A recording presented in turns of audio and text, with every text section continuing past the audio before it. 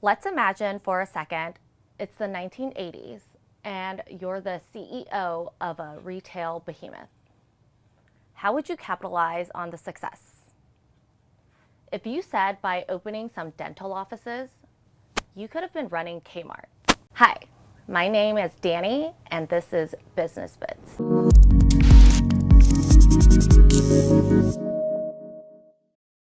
K-Mart once dominated retail. At its peak, having over 2,400 locations around the world, dwindled down to just 4 locations situated in Guam and the Virgin Islands. But what happened? How do you go from having $78 billion in revenue to just a few million in 15 years? In this version of Business Bits, we are going to explore the most comical mismanagement of a retail behemoth. Before we get to the mismanagement, how did K-Mart get to the point where such insanity was even possible? K-Mart was founded in 1899 by S.S. Kresge. Over the course of the next 4 decades, he toiled away and built an empire of nearly 600 five and dime style stores. While incredibly profitable, with estimates of Kresge's wealth being $375 million or $8.3 billion adjusted for inflation at this point. It wasn't until 1961 and a fateful visit to a store called Ann and Hope, who deserve their own video, that the new CEO, Harry Cunningham, was inspired to turn K-Mart into the store we knew. Up until then, the stores were not even called K-Mart, went under the name S.S. Kresge. With decades of success, seemingly unlimited funds in the coffers of the corporation, and an eager new management team, Cunningham was poised to diversify and take over retail. After that visit to the Ann and Hope store in 1962, a short-lived brand, the K-Mart food store was born, having 16 locations at its peak. An interesting concept in that K-Mart would contract with local grocery companies to operate the stores, but were always branded as K-Mart Foods. The model was disbanded in the early 1980s. Around the same time, a brand new concept for the company, the Jupiter store, was unveiled. There were similar stores around the country at the time, but it was really the first major deviation to what the company was used to. Jupiter discount stores were bare bones, similar to modern-day bin stores. The store focus was on low prices, not necessarily on comfort or convenience of the shopping experience.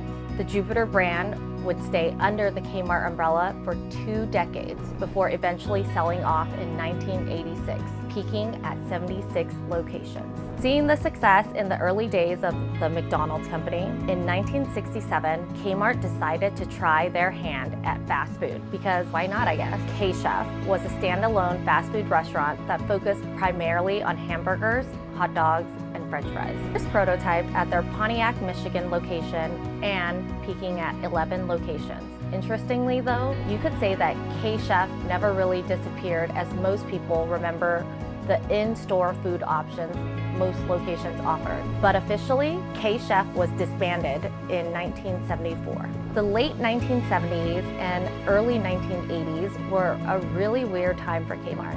While still at the top of the retail jungle, it seems like they were making even bolder and desperate attempts to diversify. Maybe they saw the writing on the wall even 2 decades before their first bankruptcy.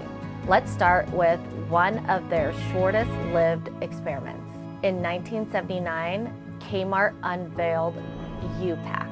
U-Pack was like their Jupiter brand, but even more bare bones, to the point where items weren't even taken out of boxes. To keep prices even lower, the store was only open a few hours a day in order to cut down on labor and electricity. This model was such an abject failure that K-Mart pulled the plug on it less than a month into its existence. Designer Depot was a small designer clothing store chain started in 1982. The concept was similar to what a modern-day Ross would be, except this chain focused on higher-end merchandise. Yves Saint Laurent, Prada, Michael Kors, Coach, and more were all common brands being sold at discount prices. According to a Chicago Tribune article, the chain wound down in 1987 after reportedly operating for 5 years without ever turning a profit. Builders Square was a home improvement big box store similar to Home Depot. K-Mart purchased over 100 of their stores in 1984 and the equivalent of $200 million. In 1997, K-Mart sold off this interest to an investment group in a merger to create the third largest home improvement chain. However, in true K-Mart fashion, the Builders Square that was spun off was just a shell its former self. And less than 2 years later, the newly formed company filed for bankruptcy. Another acquisition you might not realize K-Mart made was Borders and Walden Book, purchased in 2 separate transactions and later merged into one entity, the Borders Walden Group. Unlike most companies in this video so far, they escaped from K-Mart in fairly good shape, being spun off in 1997 on its own and then lasting all the way until 2011. Remnants of Borders Walden can be found today in various forms. Macro was a Dutch club store that operated mainly on the East Coast in the United States. Purchased in 1989 and transformed into Pace Stores, which was K-Mart's version of Sam's Club. Did I forget to mention K-Mart had a club store? They sure did, but just like every venture we have seen so far, there didn't really seem to be a really concerted effort to make it work.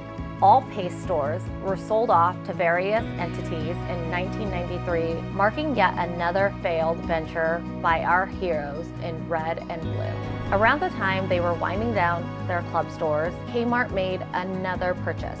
This one could possibly be considered their most successful. Sports Authority was purchased in 1990 and was at the time a small company. K-Mart had unparalleled distribution and connections at the time. Remember, 1994 is considered to be K-Mart's peak in terms of revenue, store count, and market share. The managers of Sports Authority were able to leverage this to their advantage, and after being sold in 1995, had a really good run in the sporting goods industry before eventually falling in 2016. Around 1994, the tide began to drift. K-Mart was at its peak, but there were a couple other retailers that now are starting to slowly steal market share. Walmart, Target, and even smaller regional chains like Palmita, Alco, Shopko, and more were starting to squeeze revenue out of K-Mart from all sides. So what do you do when you have a store that's underperforming? Sometimes you have to close them. What do you do with the vacant space? Put a discount store in? Yes, for what? The 4th time in this video, K-Mart opens yet another version of their Jupiter store from the 1970s. This one called Variety Outlet. This seems like a kind of weird move on the surface, but I understand what K-Mart was doing. The space was either under lease or owned outright by the company. Since there is still plenty of cash flow from the corporation as a whole, it doesn't take much to put in a new store. Couldn't find much information on the Variety Outlet endeavor other than it was a short-lived attempt to utilize space in the 1990s. You know what was becoming big in the 1990s? The internet. For 2 years, K-Mart offered a service called Blue Light Internet Service for just $24.95 per month. Peaking at around 168,000 users, it was sold off to Juno in 2001. At this point, I think we all have to appreciate how unafraid the CEO and board of directors were to deviate from K-Mart's concept and to try new things. But also, we have to appreciate how unwilling the CEO and board of directors were to see any one project to fruition. So we have tried discount stores, sport goods, construction materials, internet service, gas stations, don't ask, and a laundromat, seriously, don't ask. Where else is there to go? Well, if you ever wanted to get a root canal at the same place you can buy hamburger helper, K-Mart was ready to fill that niche. One prototype location in Miami, Florida tried it out. While technically the dental office was not owned by K-Mart, at what point do you think this is what people want? After 2001, K-Mart was plagued by bankruptcies and eventually merged with Sears, a story which other financial commentators have done a very good job detailing. But what can we learn about this story? Is it possible all of these desperate attempts took so much money from the main business that it eventually caused its demise? Possibly. For those that remember, walking into K-Mart in 2005 was the exact same experience as walking into a K-Mart in 1995. It seems that no money was being put towards updating infrastructure, making the shopping experience better, or just becoming better in general. If those billions of dollars didn't get sunk into things like various iterations of discount stores, or trying to own a top 3 hardware chain, or an internet service, or dental office, would Kmart still be the retail king? Would they still be around? I guess ultimately, we'll never know. That's it for this episode of Business Bits, so don't forget to like, comment, subscribe, and share. Until next time, see you around.